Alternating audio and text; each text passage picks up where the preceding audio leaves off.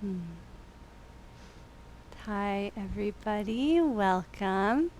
Today's restorative Hatha flow class will help us build subtle strength and unwind layers of tension in the hips, in the back, in the shoulders, in the neck. Um, you might have seen this in the email. You will need a strap. If you don't have a strap, a scarf works. You will want it to be long enough to wrap around the leg when you're lying down. So you might need to tie a couple of scarves together. And then 2 blocks or some kind of equivalent. I think the easiest stand-in for the blocks would be a chair if you don't have any obvious replacements. I'll give you guys a moment to figure all of that out. And special welcome to Lisa. So exciting to see you after all this time. Thanks for being here. You look radiantly beautiful, so I'm glad that the years have treated you well. Okay. So once you have found all of your props, we'll take, can you make sure I'm not mirrored? Okay. We'll take a quarter turn to your right. Extend the legs. Make sure your strap is nearby. In fact, let's set it up so it's available for us in a moment. Make a horseshoe around the legs as if you're about to jump rope lying down. I wish we could do that today. I haven't figured that one out yet. What? Yeah. Hey, Dad. Special shout out to my dad. My mom comes a lot, but it's extra special that my dad's here right now.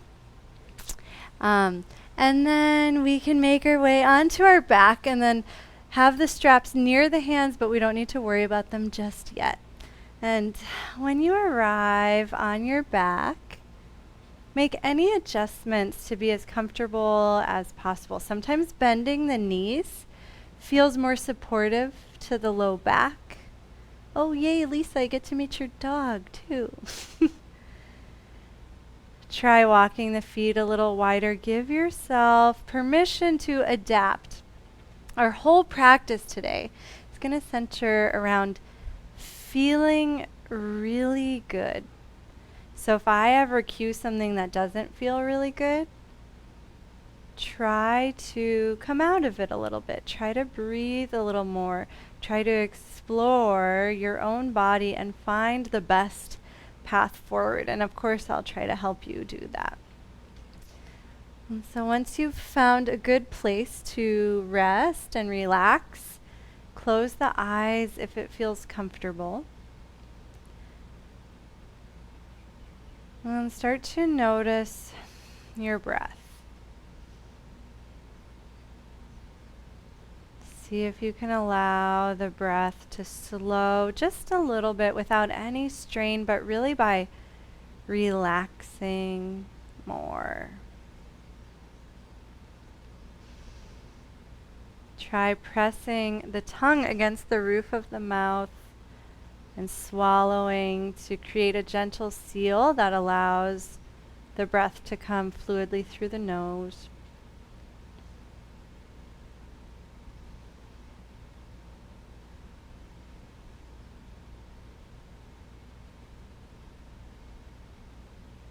And let your breath become your priority. Even if there's a lot going on in your life right now, or even in your body, see how much attention you can bring to the breath. The more focus we bring to the breath, the more space we create physically, mentally, even emotionally. And all those things are real and continue, but they don't weigh as heavily on you. So we'll take a little extra time to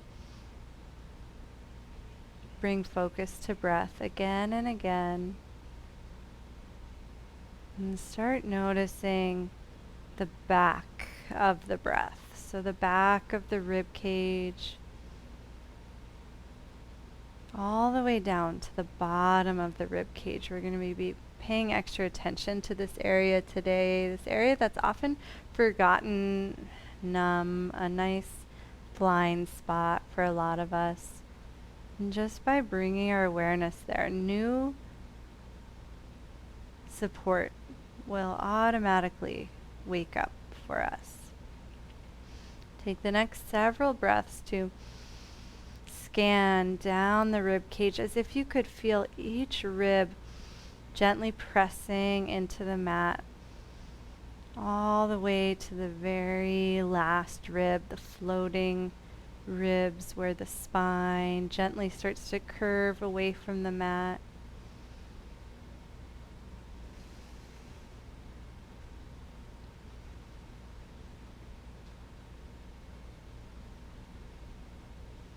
And then start to play with gently rocking the pelvis forward so the low back arches like a little tunnel, and then back where the low back lengthens. We don't want to flatten it too much, but you might feel it press towards the mat. And do this a couple of times. Actually, it's going to end up being a lot more than a couple of times. Keep doing this. And it might be obvious to feel the pelvis tipping forward and back. And I want you to bring more awareness to what starts to happen in the bottom of the rib cage. And so as the back arches, you might feel those bottom ribs pull away from the mat. And then as the pelvis tips back and the low back pushes towards the mat, maybe you have more contact with those bottom ribs and the mat. And keep playing with this and start noticing the muscles that engage as you become more and more able to press the bottom ribs towards the mat. And this isn't an intense thing or an exertion thing. It's almost like just a brightening. You don't want to feel any strain, any over engagement. We're just trying to wake up these muscles in the middle of the back. And the next time the pelvis tips back and the low ribs press, try to maintain that contact as you extend the legs. And you might be surprised by the amount of core effort it takes in a subtle way. It's not like doing a crunch, but you might feel the deep abdominals supporting you, or a gentle tightness. And then grab the strap with the hands and start to slide the strap up towards the balls of the feet. You can gently press the balls of the feet forward just a little bit so you feel feedback between strap and that area of the foot. Walk the shoulder blades down the back so you grab just about an inch lower, and then relax the arms so they're not working too hard. And now we'll do the same thing, trying to feel the bottom ribs gently relaxing into the mat. And though I say relaxing, it does take some muscular energy, but we don't want it to be too intense. So each inhale, be steady, and each exhale, gently allow the ribs to press down into the mat. Take a couple like this. And start to notice how pushing the balls of the feet forward into the strap can help you get a little more subtle engagement through the core that might help the low ribs press.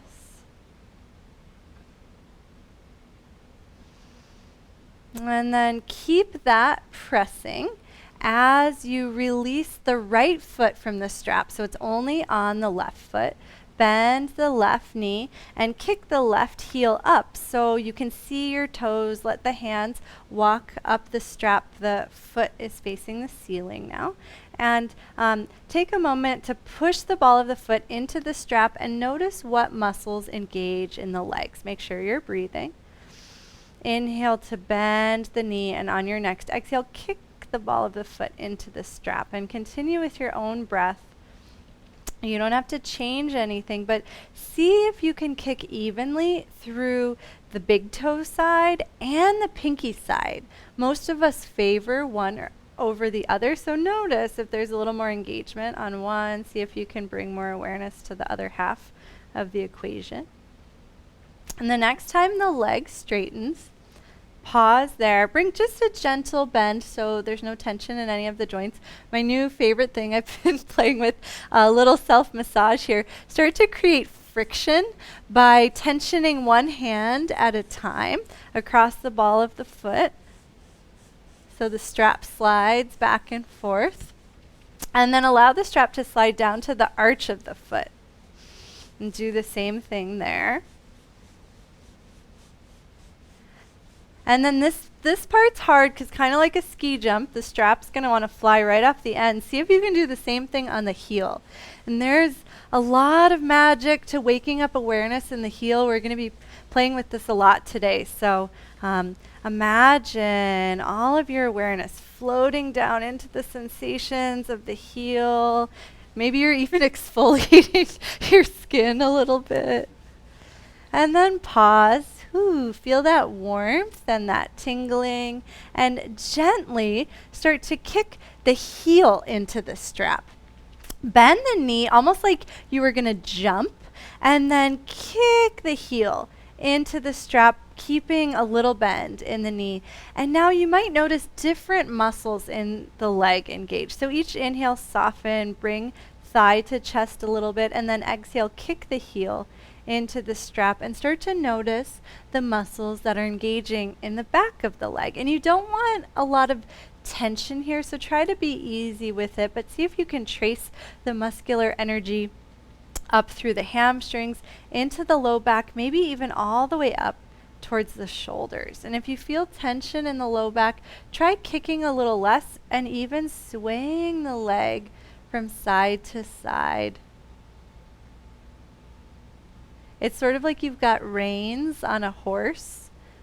Your horse has a pretty freaky looking head.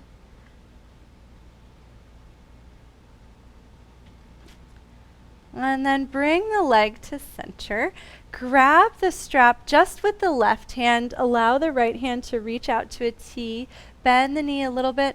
And keeping the low ribs pressed down into the mat, start to make circles with the heel.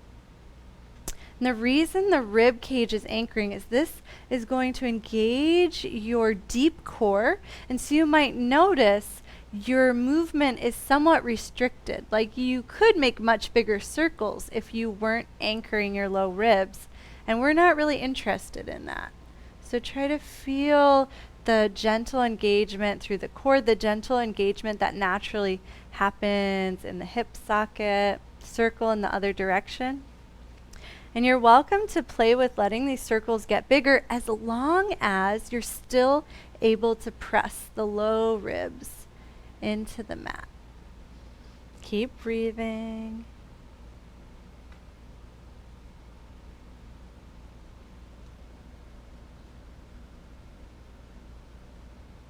And then gently bend the knee.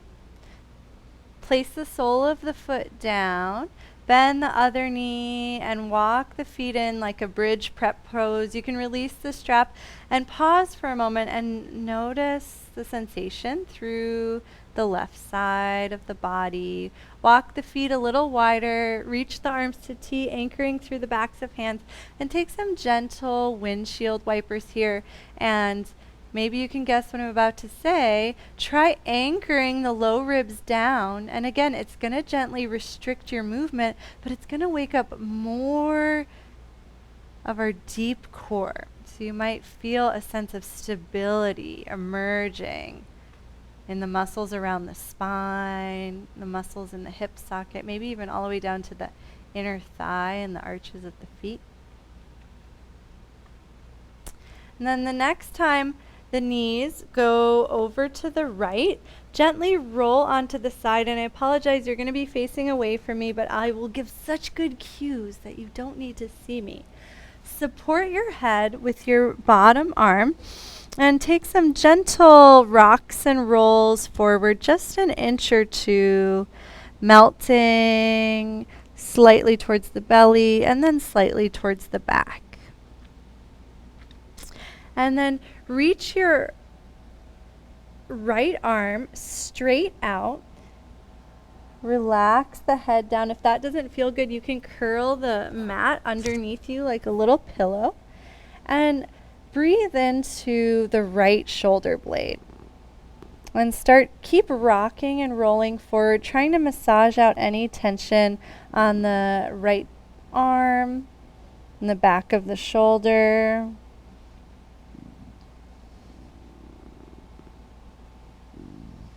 And then stack your left hand on top of your right and slowly point the left arm overhead and then gently behind you, peeling the heart open, but keep the knees anchored, so it's okay that the shoulder's not going to reach the floor. And make some big circles like this, but move nice and slow. And as the arm circles, try to feel how the arm connects into the core and how the core relates down to the hips and the legs. So it's not really a shoulder stretch, right? But you're still getting a massage on the bottom shoulder, and you're allowing the spine to spiral open. If you feel too much in your shoulder, imagine that the arm is connected right to the heart. And as the arm reaches in a circle, the heart is what rotates and not really the shoulder. The next time the arm starts to circle behind you, let's pause in a gentle twist. In fact, bring the left shoulder blade all the way down. Let the knees float so there's no tension. And then pause for just a moment. Option to gaze left. See if you can soften. See if you can relax. And then point the knees and the nose up towards center. Gently kick left leg up into the sky with the strap, and then switch feet. So now the right foot kicks into the strap, the left foot lowers down. And we'll do that same thing, that whole sequence on the second side. So take a moment to soften through the arms. You don't want the arms to get tired here. The strap begins at the ball of the right foot now. Push the ball of the foot into the strap and inhale, gently bend the knee. Exhale to kick the ball of the foot into the strap, and take a few of these leg pumps, just noticing what muscles engage so we can compare later when the strap is on the heel. We don't want to overexert here. Imagine your leg is an inflatable raft and it just fills evenly with air, and then it deflates a little bit and compresses. So there's not a sense of a single muscle taking over, just the whole leg working as one functional unit.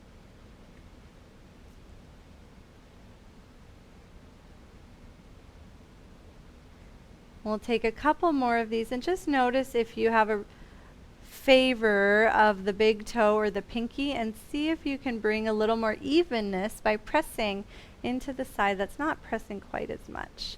The next time you extend, bend the knee just a little bit and start to give yourself that little friction foot massage. Sliding the strap left and right, left and right. And then you can make your way to the nice divot of the arch of the foot, and it becomes a little easier there. You can hold in one place if it's easier, or you can slide up and down the foot a little bit if that feels good. And then make your way down to the heel. Push a little extra into the heel so the strap doesn't slide off, and bring extra awareness to that big, cushy part of the foot that supports you every single step. And then pause and start to play with kicking the heel into the strap, and see if you can feel a little more happening on the back of the leg. There's a chain of muscles that goes from the sole of the foot across the heel, up the superficial calf, into the hamstrings, all the way into the erector muscles along the spine, all the way up the neck, over the skull to the eyebrows.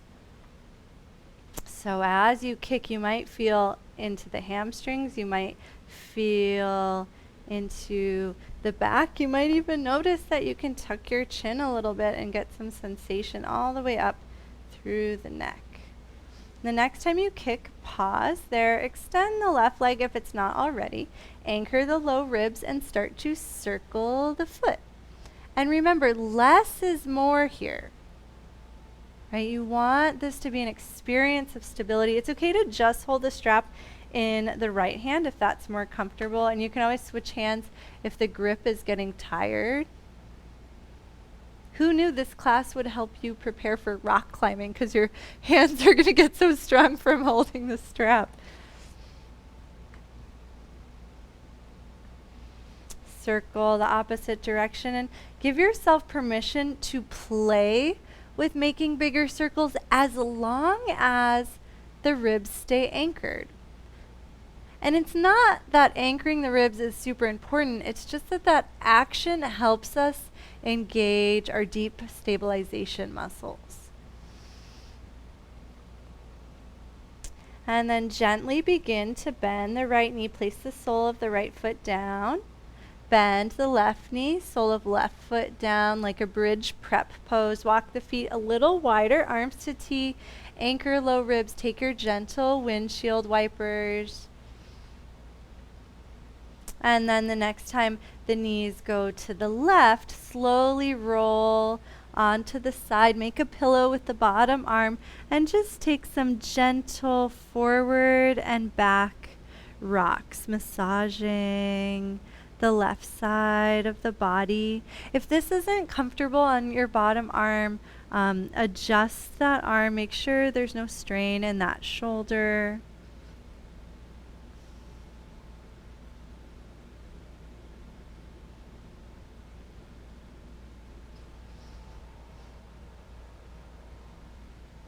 And then reach the left arm forward. And if it's uncomfortable for the neck, roll up your yoga mat a little bit so the head has a little pillow.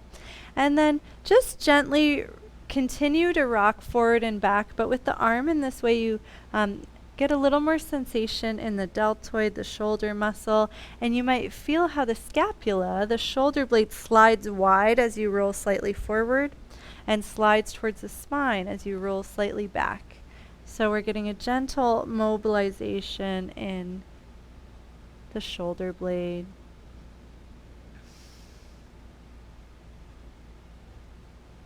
And then stack right hand on top of left. Imagine the right hand almost like a hand on a clock, and slowly start to circle the arm overhead. And then as it reaches behind you, let it peel the heart open. It should feel nice on that bottom shoulder that was compressed. And then continue the circle so you roll back to where you came from. And we'll take a few like this, make sure you're breathing. And again, envision that the arm is connected straight to the heart, which is just a beautiful visualization. Like everything you do is coming straight from the heart. But anatomically, this will help you peel the heart open, rotating through the spine, so there's minimal pressure in the shoulder. You don't want to feel any strain in the shoulder.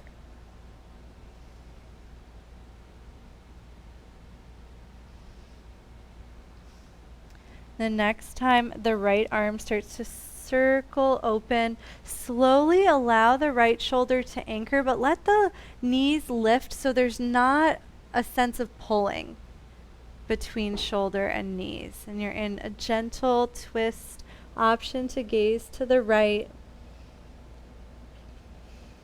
Maybe even envision that the ribs could press into something right here. I know they're floating from the mat, but just play with that action and see what it's like to engage those muscles. See if there's a little more support in the shoulder and the hips when you do that. And then gently point the knees upward, gaze upward. Unroll your mat if you rolled it underneath the head. And then take your strap. Make a little loop. I'm sorry, I should have told you to do this at the beginning. So that you can wrap it around the thighs and keep them hips distance apart. So take your time figuring that out. And as long as you're doing something like administrative, you can hit play on the first track because I never told you to do that. So feel free, if you're using our musical playlist from the newsletter, to hit play right now. If you've already got your loop, you can drink water. You can place it around the thighs and then release the soles of the feet down. And so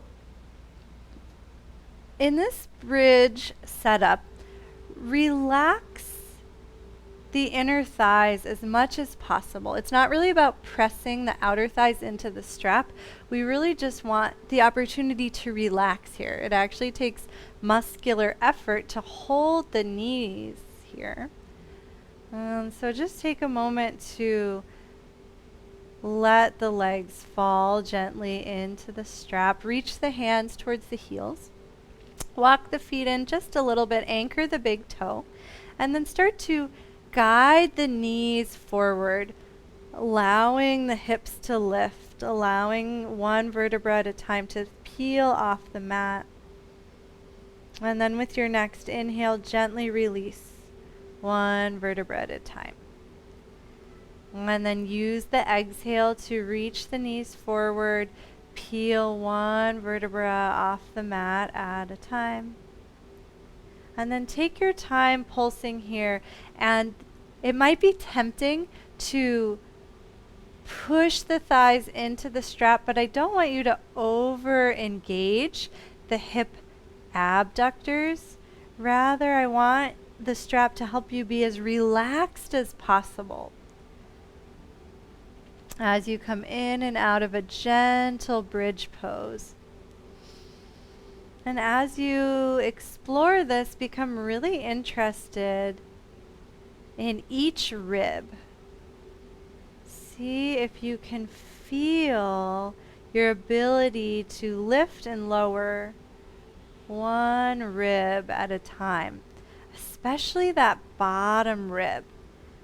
The bottom rib hits at a place called the thoracolumbar junction, and a lot of us overhinge at this point. So waking up awareness and waking up muscular support here can help with that hinge point.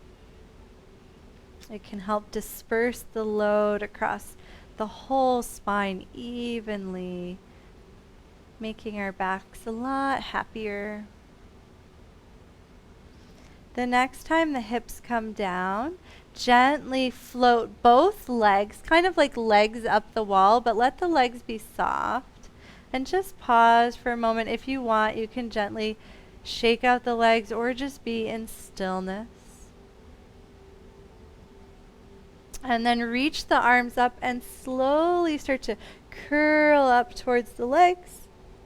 And then release the body down, release the feet down, and float right back up into that effortless bridge pose. And we'll just take a couple of those pulses. So legs float, curl up, reaching hands towards feet, and then float the feet down and gently reach the knees forward so the hips effortlessly lift into bridge. And if at any time you want to pause in either of these movements, you can.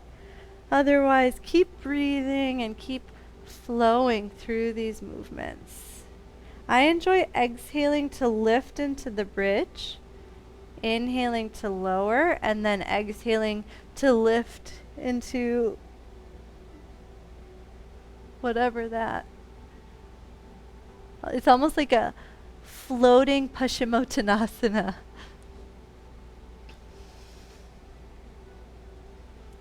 The next time you're lifting in floating Paschimottanasana, bend the knees, release the head down, grab behind the thighs, and kick the legs forward to roll up to seated. Can take a couple of rolls. Remove the strap off to the side. We won't need it until we come to standing later, so you can just move it out of the way. And let's wake up our shoulders a little bit by springing into one arm at a time. Be really gentle with the hands and bring extra weight to the pinky side and the meaty part at the base of the palm. Be aware of the spine as you do this, making sure you're not going too far. You can float whatever arm you're not landing on, almost like your upper body's like a teeter-totter. And then come to center, walk the feet forward just a little bit and grab behind the thighs. Imagine, just like we were laying down, your back is on the floor and you can press the low ribs into the floor like you've been playing with, and notice what happens in the core. You can lean back a little bit and just notice any strength in the core. And then let the knees point to the left, slowly twist to the left and take a little arm spring just like you did before. And then come through center and press into that invisible wall behind you, just letting that deep core turn on. Next, exhale, go the other way, twisting away from me, little spring with the right arm. And we'll come back and forth, pausing at center, finding our rib cage, and then twisting the other way. The top arm can sweep across the horizon or do anything that feels natural with your momentum. And then come back to center. We're going to play with a fun transition. Mom, this is the one that was hard on your shoulder last week, so feel free to flip to table and just stay in table and do some cat-cows if this doesn't feel good. Cross the right foot in front of the left. Place the left hand behind you. Push down into feet and back hand to flip into table. I know you guys have all done this with me, but we're going to do this in a new fun way. Now walk the right hand underneath the heart. Push down into the right hand to keep flipping back to where you came from. And now we'll reverse it because now the left leg's in front. So push down into the right hand, flip away from me, right hand drops to table, and then push into the left hand, continuing the opposite direction. And we'll keep playing with this, going all the way around back to where we came from, and then going in the opposite direction. Make sure you're breathing. You don't want to hold your breath. This is a really amazing way to strengthen the shoulders while getting a great range of movement, and also connects the arms into the core. Great. If it ever becomes too much, pause and table. Take a couple of cat-cows. Otherwise, we'll do one more. And we'll meet and table. Good job. Ooh, Sithara kept her knees lifted, and that was kind of a fun, modification. I'm going to steal that from you. Once you're in table, paw the hands out. Be really soft and supple in the elbows, and just check in with the shoulders. Walk the hands forward, untuck the toes, press the hips back to the heels, melt the forehead. If this is not a resting pose for you, then I recommend cat pose instead. Tent the fingertips, push into them to lengthen through the low back, and bring the breath down into the low back.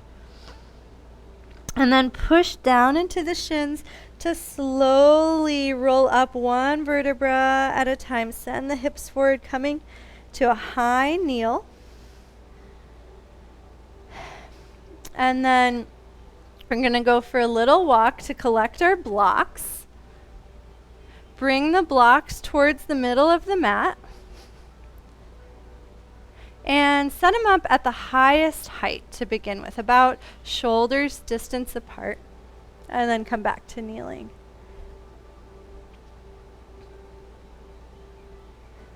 So from kneeling, shift the weight from knee to knee, and let whatever knee your weight's not in lift just a little bit to challenge the balancing hip The next time the weight's in the right knee, keep all the weight there. Hover the left knee, reach the arms down, and try balancing just on the right knee. It should feel hard. Should feel like you're wobbling all over the place. Yay for your core muscles. And then allow the left foot to step forward into a short lunge.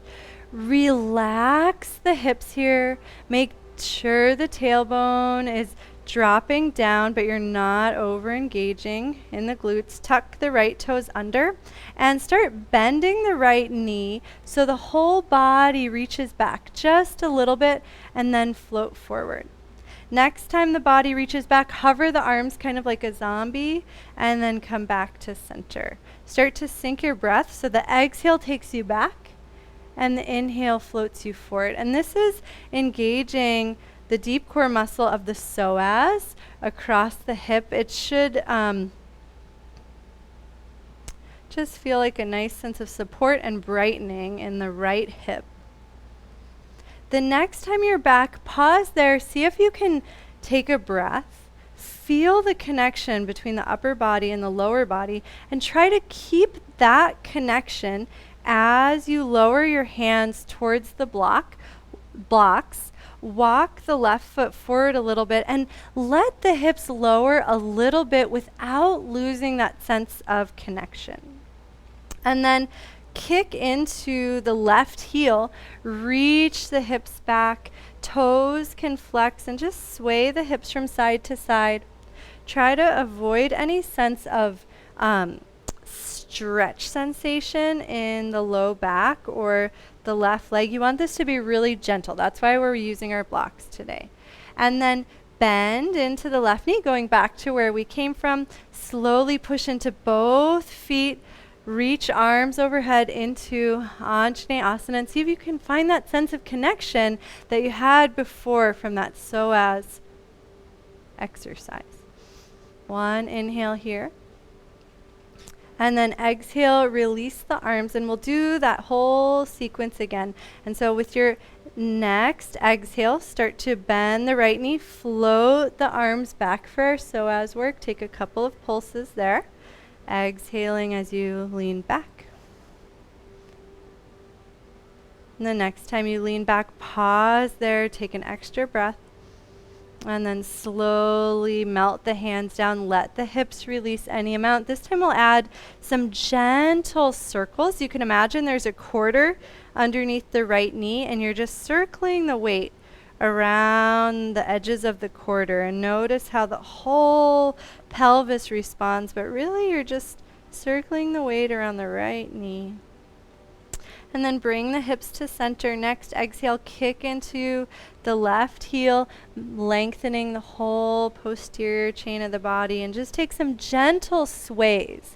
The swaying transfers the lengthening across all three hamstrings and across the huge swath of musculature on the back body.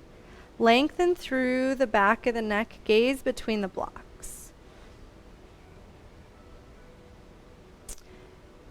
Bend into the front knee.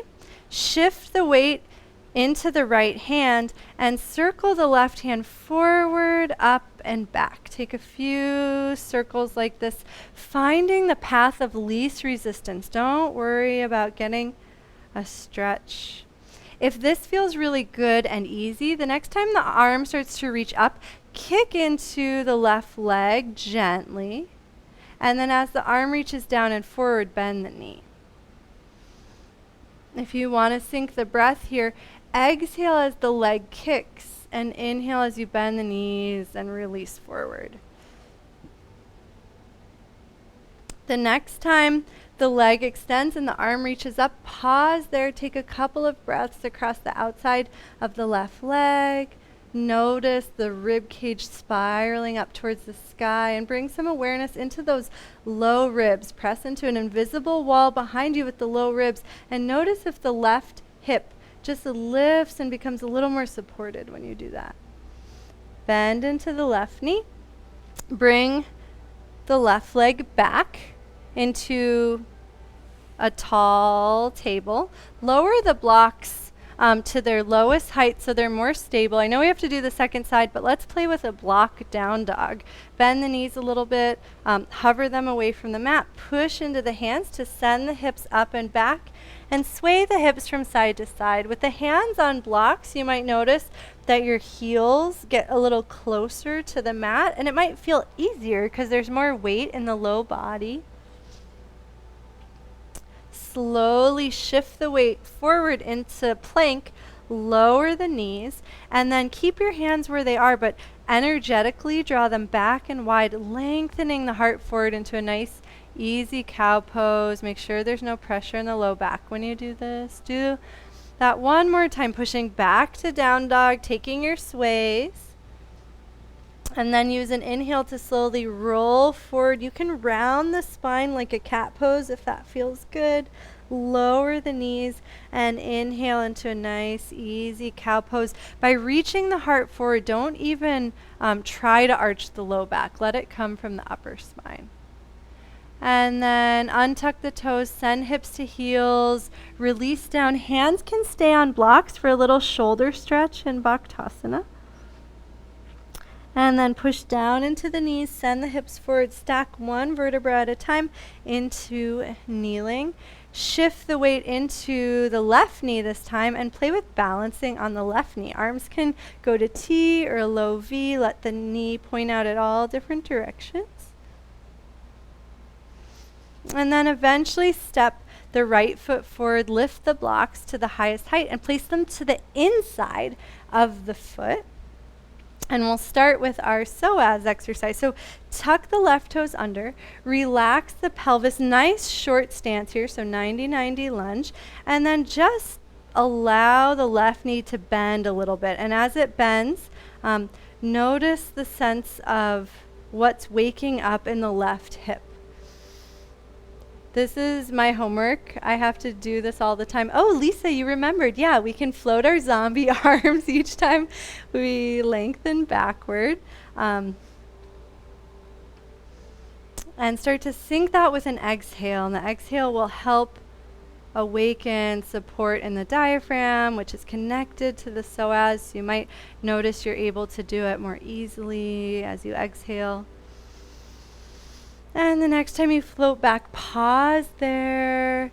Take an extra breath. Try to use whatever's waking up in the hip to lengthen through the spine and the back of the neck. You can shake out the arms a little bit, relaxing through the rib cage. And then lift the arms into Anjaneyasana.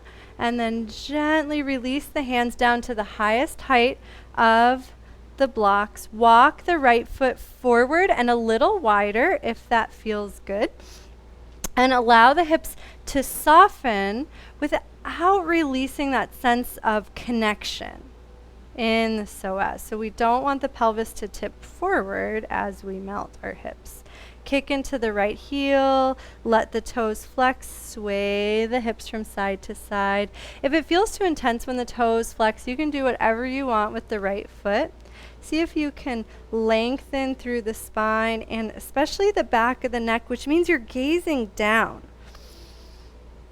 And then bend into the front knee, push into back knee and front foot, slowly lifting up, and use your next exhale to hover arms and lean back into your psoas awakener. Take a couple of pulses.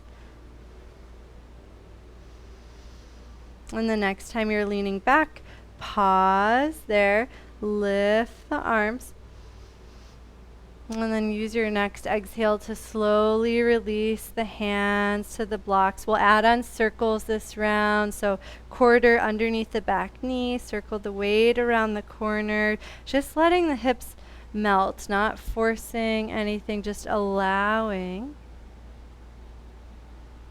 And then kick into the front heel. And as you kick into the front heel, try to have this sense of the whole back of the body lengthening all the way up the spine. So it's not just about that leg.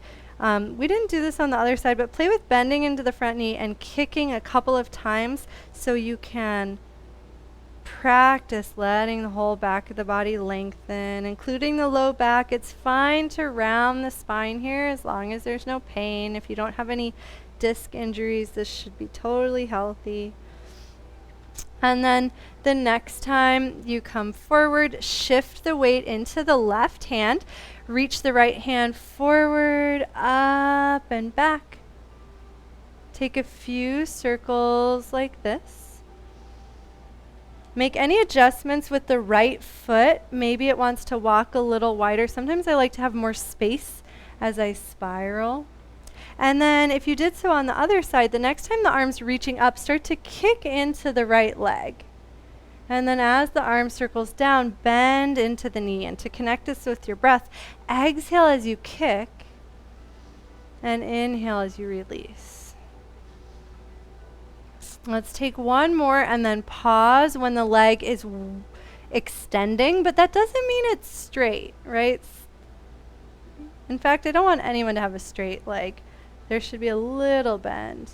Take a couple of breaths and bring your right hand to your rib cage. Kick into the right heel. And as you exhale, notice this sense of the outside of the right leg lengthening and the ability of the side core to peel the heart open a little bit more. Maybe the gaze even shifts up and back. And then bend into the front knee. Release the hands to the blocks. Step the right knee back. Lower the blocks. Walk them forward a little bit. And then shift forward so your shoulders are over your wrists. Hover the knees. Push into the hands to send the hips up and back. Take a breath in down dog. You can let the back of the legs unfold any amount, just as long as you don't feel any pulling in the low back when you do that. Next, inhale, come onto tiptoes, round the spine like a cat pose, and slowly shift forward into a cat plank. Drop the knees and allow the heart to gently melt open in an exalted cow. Low back is soft. If it feels good, the hips can keep lowering just as long as you don't feel any pressure in the low back when you do this. To test it out, sway the hips from side to side and look left and right. If that feels tight or limited, lift the hips a little bit. And then hover the back knees, push back into down dog, but this time start to tiptoe forward. Bend the knees really deeply and imagine you're on like a really creaky old wood floor and you don't want to make a sound. Put as much weight in the blocks as possible so your footprints are so silent. And then bend the knees deeply, belly rests on thighs, let the head hang. Take a couple of breaths. Widen the feet just a little bit. Notice how that feels. Send some more energy down into the heels and notice if that wakes up your hamstrings and your glutes. And then start to climb the arms, up the legs, heavy pelvis, roll up one vertebra at a time. Extra awareness into each rib.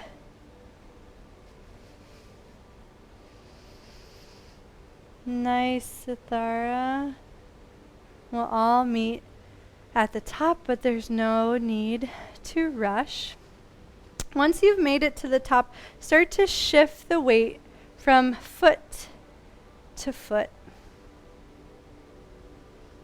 And bend the knees through the center and keep awareness in the heels. Keep a little extra weight in the heels. You shouldn't feel any pressure in the knees. And then anchor both feet evenly. Bring your hands to your hip creases. Let's have the feet a little wider than the hips. We'll be doing some wide chair poses. Start to crease the hips, sending the sits bones back. Keep the weight in the heels and hover the arms to the horizon.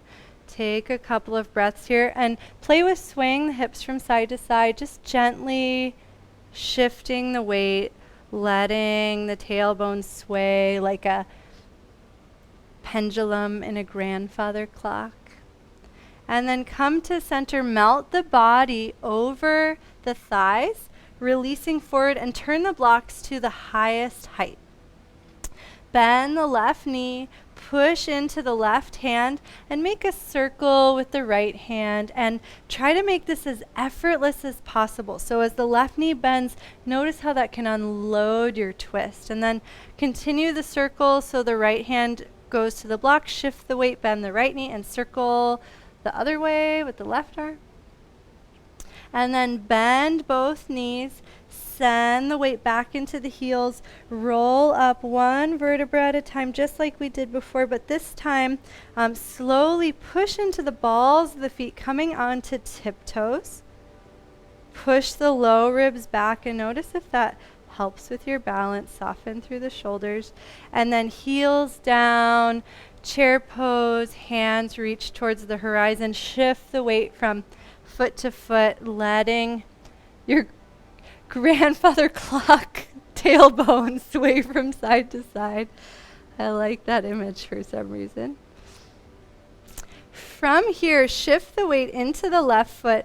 Glide the right foot back, keeping the pelvis forward. Push evenly into both feet to sweep the arms up into Veer Bhadrasana 1. Take a moment to adjust the front foot, perhaps walking it forward a little or over to the left. Inhale to straighten the front leg, and on your next exhale, bend softly into the left knee as you open the arms into cactus. Take a couple of pulses into your Veer Bhadrasana 1, and the next time you're in it, pause there, open your arms to T, and gently lengthen through the whole right side of the body, opening up the front of the right hip as you side bend to the left. With your next exhale, kick into the left leg, reach the left arm forward, and start to wag your tail from side to side. Bend the left knee a little bit so there's no strain here, and release the hands to the block. So maybe you have to actually bend the front knee a lot, however much feels good. And then play with swaying the hips from side to side. Make any adjustments to the feet. Bend a little extra into the left foot so you can bring all your weight into the left heel. We are going to be unweighting the right foot. You might need to walk your blocks forward just a little bit. Start lifting the right heel. Keep the low back relaxed. So you might do a little wag here just to check in with that. And when you feel ready, use your exhale to lift your back foot and then lower it back down. Take a few pulses and try to feel the muscles that are lifting the leg rise all the way up into the back body so it doesn't feel isolated. You might even notice that you can lengthen the back of the neck as the leg lifts. The next time it lowers, kick into the front leg, pushing back into Parsvottanasana and sway the hips. And it should feel like a really perfect counter pose, so release any tension. And we'll repeat that again. So bend into the front knee, lift the back leg, take 3 pulses. Doesn't matter how high, but just try to feel a sense of support awakening on the back of the body. And the next time the right foot lowers, kick into the front foot, sway the hips from side to side.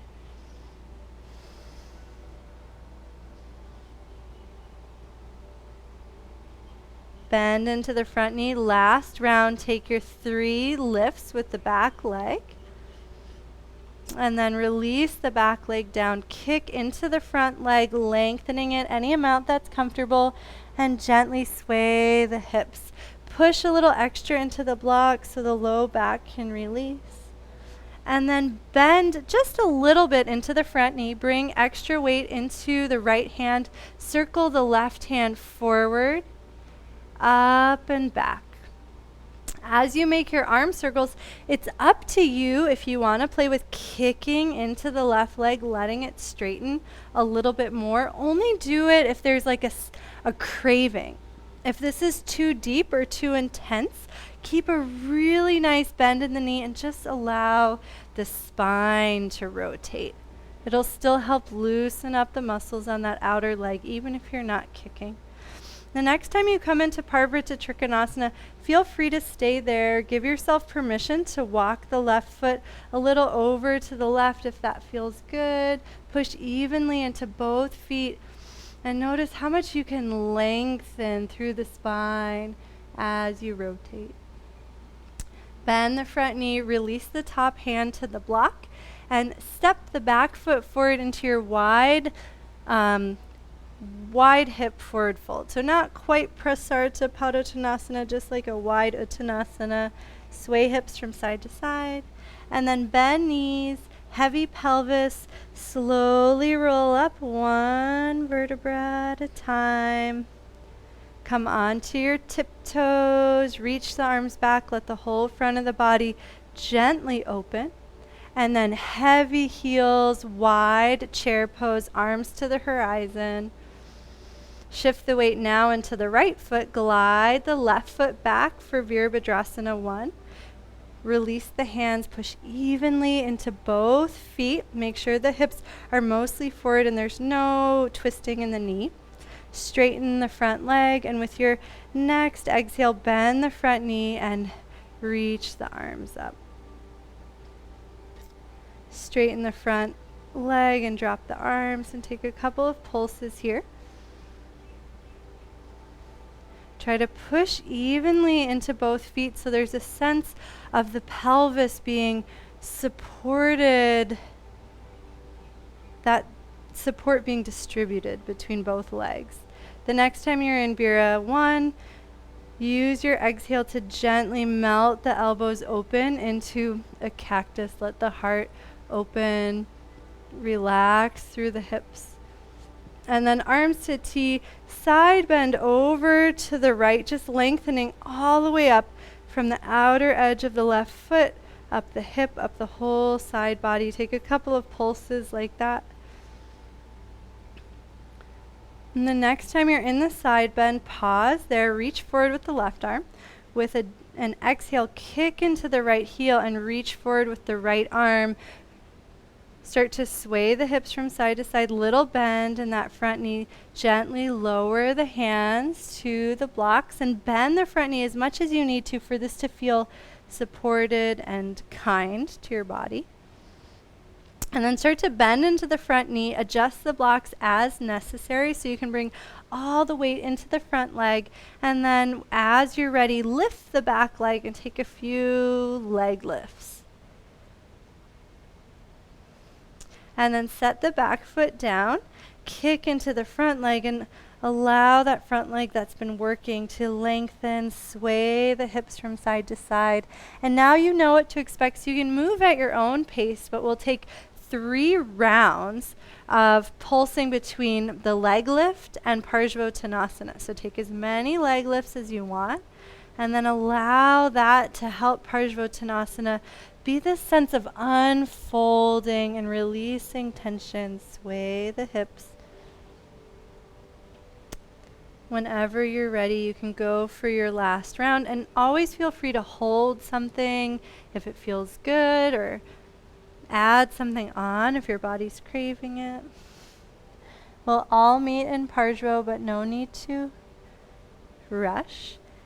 From Parsvottanasana, bend the front knee a little bit more, push extra weight into the left hand, start to reach the right arm forward, up and back. Take a few circles. And then it's up to you if you want to kick into that right leg as the arm reaches up and back. We're not going for an intense stretch sensation, rather an experience of the body feeling really unified. The spiral emanating up the leg through the core, all the way up to the sides of the neck as the gaze turns up. The next time you come into Parvrita Trikonasana, pause there, but soften all the joints. It's fine to hover the back heel. Just make sure there's no pressure in the back knee. And then ever so gently complete the circle, releasing right hand to block. Bend the back knee and spring the back foot forward. Bend both knees deeply. Keep the weight in the heels. The hands can stay on the blocks, or they can release down to the legs or floor. And then shift the weight back into the hips. Slowly roll up one vertebra at a time. And we'll pause at the top. Heel toe the feet underneath you into Tadasana. Take a couple of breaths. And then start to go for a walk around your space, just allowing the legs to swing a little bit, allowing the SI joint to be massaged.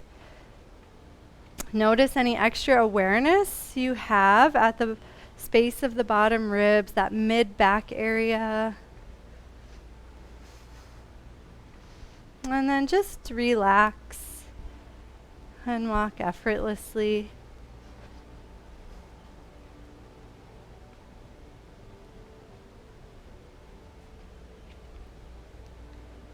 Make your way back to the mat. We've got one last thing standing, and you'll need your strap.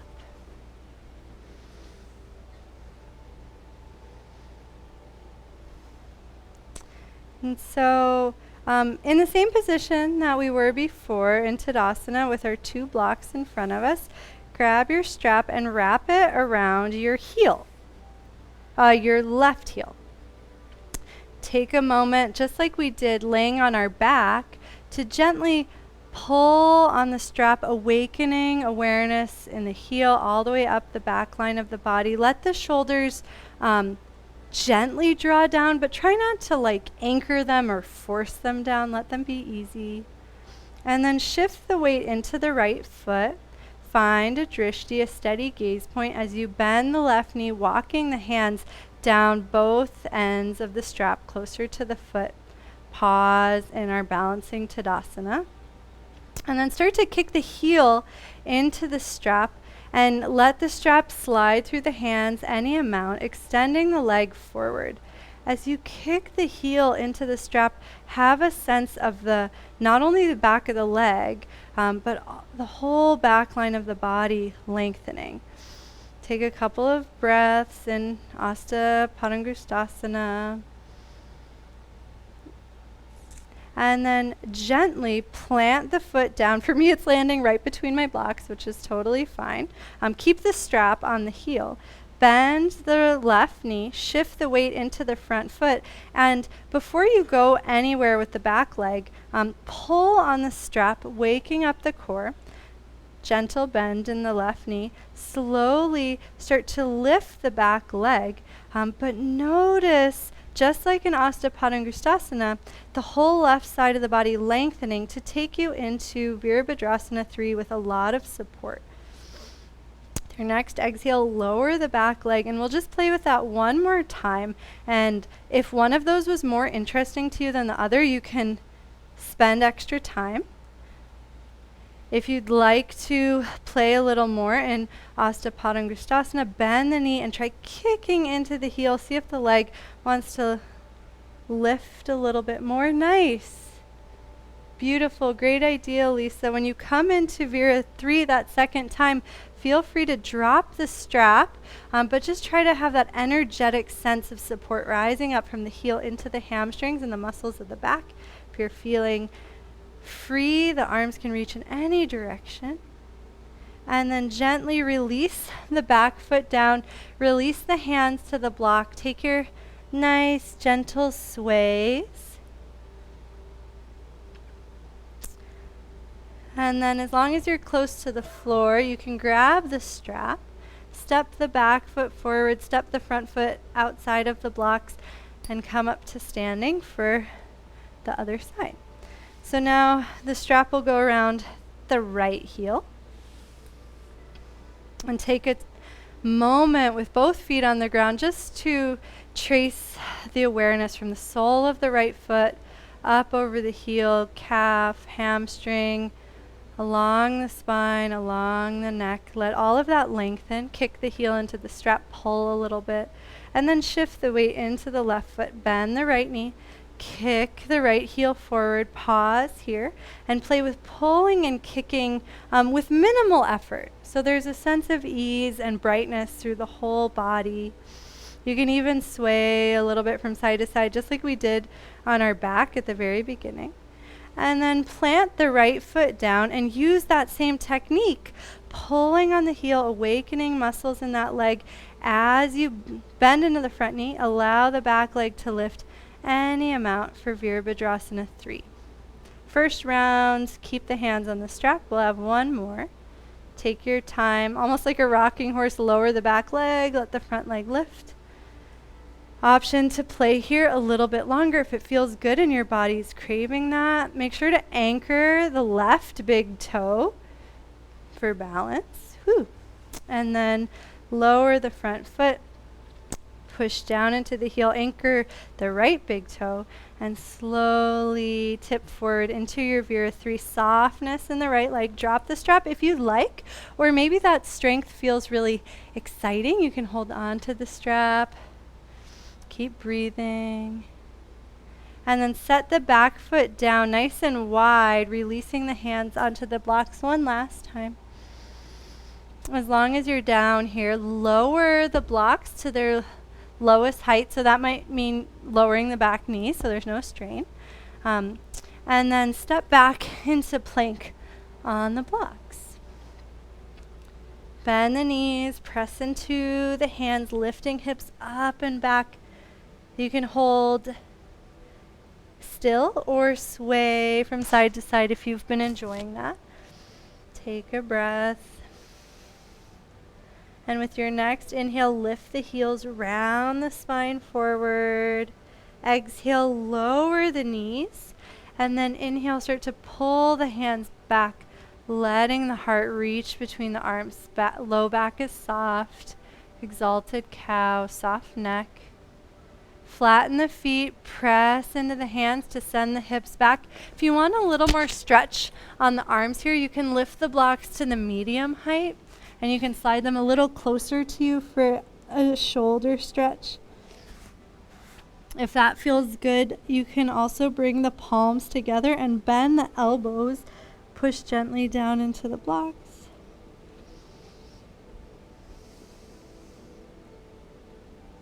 And then lengthen the arms out. Press the hands into the blocks and slowly rise, one vertebra at a time, coming to seated on the heels. Sit to the right side of the heels. Kick your legs forward and inchworm forward until your hips are in the middle of your mat. If you hit play on the music, you can pause it now. Feel free to grab a sip of water. We will be making our way towards Shavasana. We've got a little bit more cooling stuff. We'll have Shavasana and then meditation, just so you know our roadmap. Let's keep one block nearby, and as long as we have been using a strap with a loop, keep that nearby too for when you recline.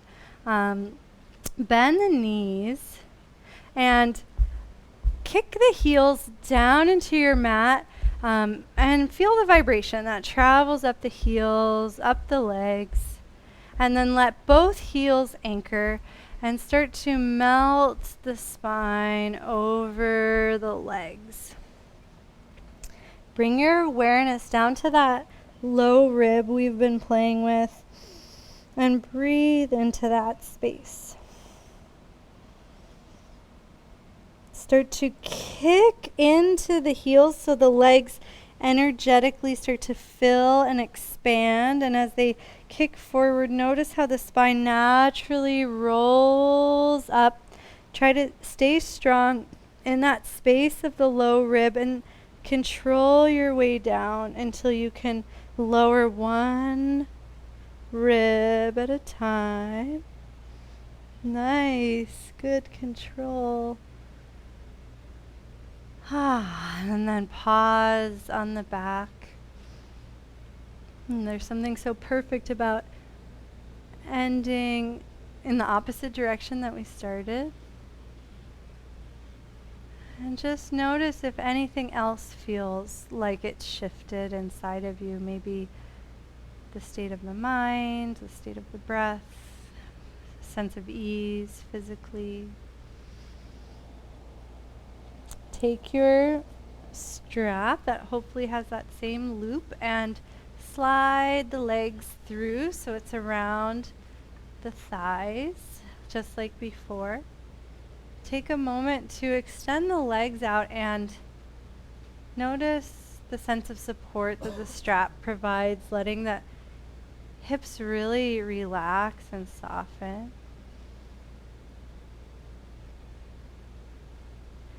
And then gently anchor the low ribs down so there's more support in the core as you bend the knees, letting the heels come in towards the sits bones. Before we lift into bridge, again, just let your legs relax, and it might be helpful to slide the strap closer to the knees if it doesn't feel like they're providing enough support. But if it feels good, then that's great. And then make sure your block is accessible. Place it beside the hips. We'll slowly peel one vertebra at a time and then one rib at a time, just like before. Do this a couple times and notice if it feels more accessible. Notice if maybe more mobility has woken up or just more awareness of this area. The next time the hips lift, grab your block, place it at the lowest height underneath the pelvis, the sacrum. So that nice flat landing pad in the low back. Make sure the hips feel supported. I like to have my palms face up here so that my chest is gently opening, but the arms can be however is comfortable. Try reaching them at different angles till you find a place that's really nice for the shoulders and the elbows.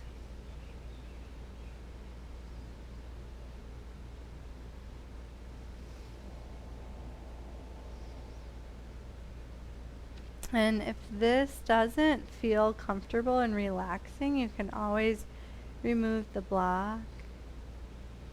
We'll just take a couple of breaths in this gentle inversion.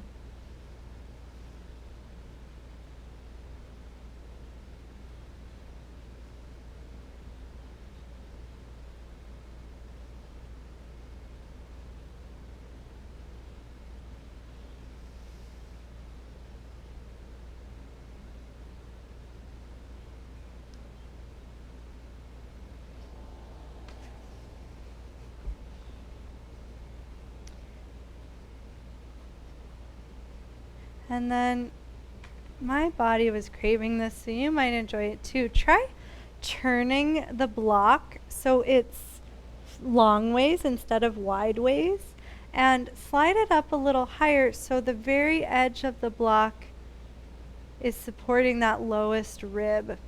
And the rest of it's on the sacrum. Oh, that feels so good. I hope that you're having that experience, but just notice the different curve of the spine when you do that. There's just a little more support through the lumbar.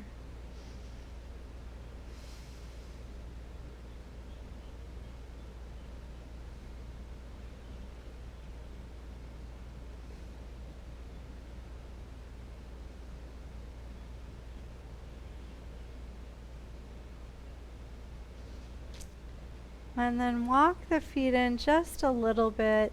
Push down gently to start to curl the tailbone up, lifting first the sacrum and then the ribs from the block. Set the block over to the side and reach the hands towards the heels. Push down into the arms and very gently try to lower one rib at a time.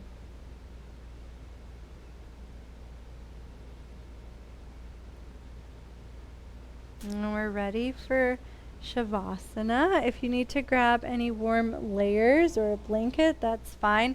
The strap around the legs can actually be quite nice, but I do highly recommend placing the blocks or a blanket underneath the knees so that there's that gentle curve. And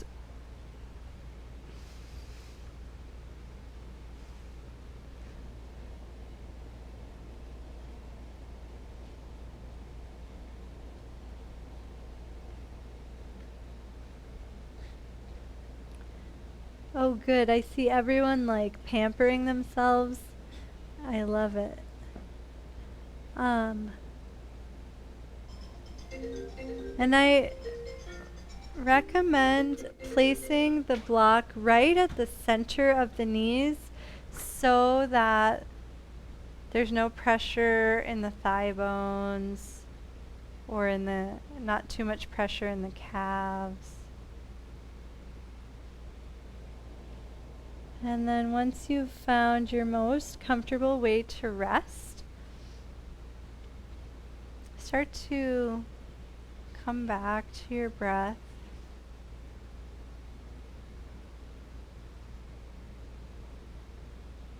And see if you can let your body relax so much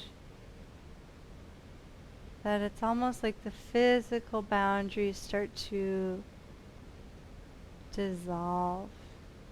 And you can just become completely intertwined with the breath. We'll rest like this.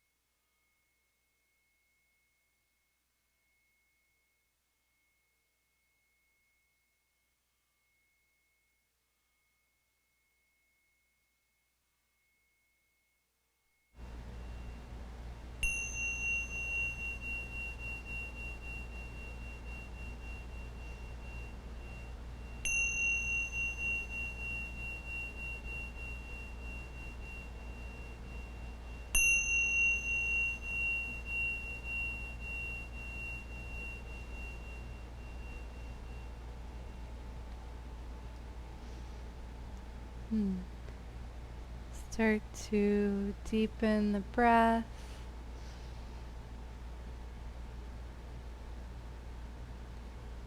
Make any gentle rocking, waking movements.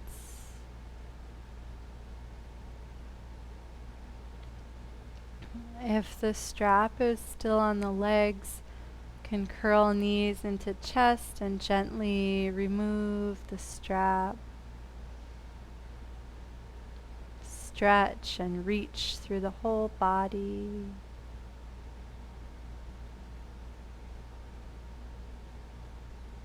And then decide to roll to one side and take your time transitioning from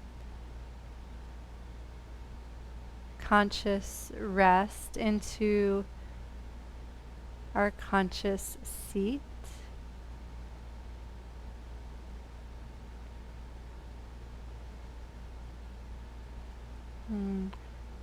Grab a cushion or whatever you like to sit on. We have about 10 minutes for meditation. And when meditation is challenging, whether you are new and whether you've done it for 20 years, it's challenging.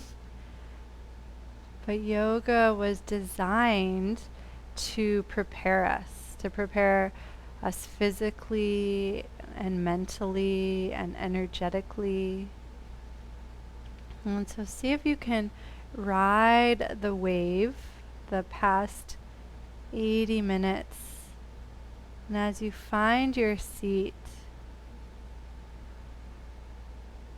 notice the sense of being prepared, the physical body being supportive yet relaxed,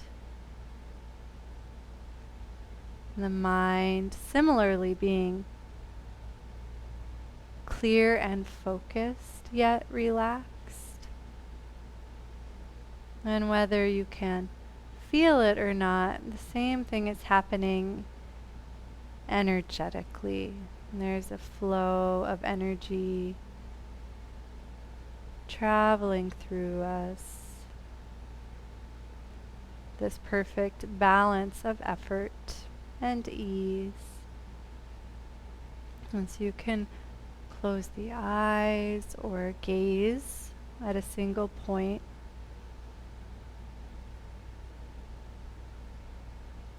And bring all your attention to the breath and trust that your breath is perfect. After all the work you've done, you don't need to manipulate it. And just observe its natural ebb and flow.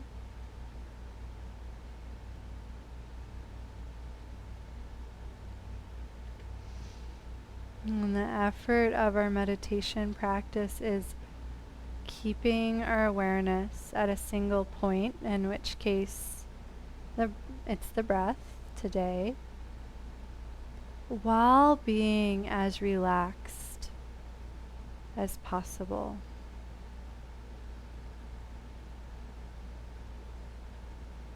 And so see if you can stay soft yet vigilant, bringing the focus back again and again to the breath.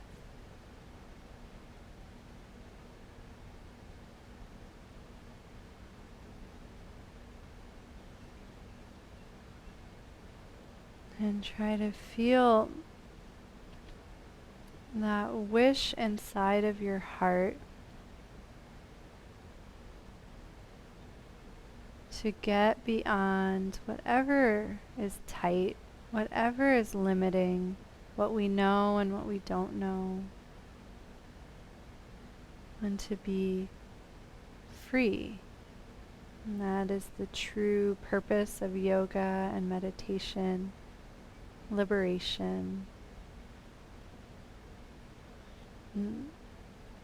Though it's a lofty goal, all we need to do is bring our attention back again and again and see if we can enjoy the process.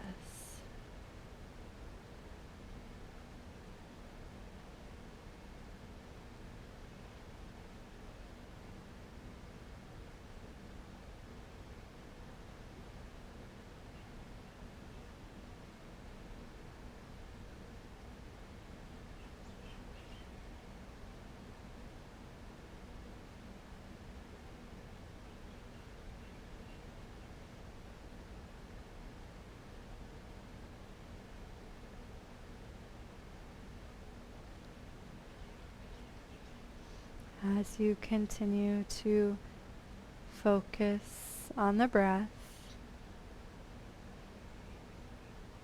can unite the mantra Om Namah Shivaya. I know you all know what that means. And imagine or trust that repeating the mantra can help you find that delight, help you find the enjoyment. And so with each breath, you bring your focus and let the mantra help you relax and open as deeply as is available right now.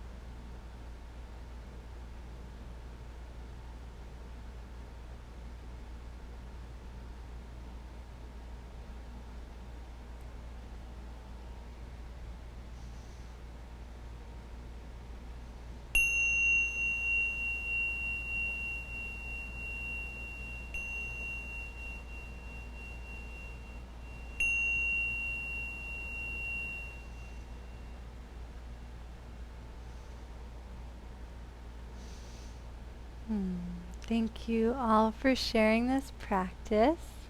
Namaste.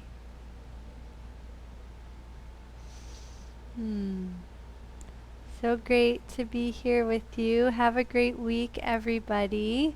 Thanks for coming. Lisa, so great to see you and your amazing dogs. They're the cutest. One of them is wearing a shirt, so I recommend going to gallery mode so you can admire how cute her dogs are. Great to see you, Mom, and Sithara, and Roseanne, and Tammy. I know you haven't been able to come on Tuesdays. Hooray! Yes, my daughter didn't have to work today, so she's able to join me. So thank you. So So good. great. So good to see you. Thank you. Namaste. Take care. Aloha. Hey, Lisa. I'm so happy to see you. I'm so happy to see you too. That was such a great class. Thank you so much. Oh, Hit the spot for sure. I'm so glad. I love getting to like see people's homes, like all your beautiful plants, and your dogs are like the coolest. So funny. We're like fighting over toys. I think one of them like hid the toy from the other one in the middle of practice. Like, what are you doing? So goofy. I love How are it. you? Great. Yeah, everything is going really well. We're busy, which I think is a good thing. Like we've been able to figure out how to navigate all this stuff, at least for now. And we're building a new building at Konalani. Hang on, I'm going to pause the recording because people watch this afterwards and they don't need to hear all this.